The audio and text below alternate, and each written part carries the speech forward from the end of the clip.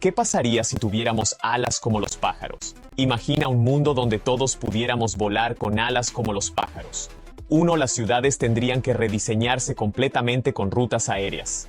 Adiós al tráfico terrestre, pero ¿necesitaríamos licencias para volar? 3. La cultura cambiaría, competencias aéreas y nuevas formas de arte en el cielo. Y claro, la vida cotidiana se transformaría por completo. ¿Te imaginas todo esto? Si quieres saber más sobre cómo sería este mundo increíble, no te pierdas nuestro video completo.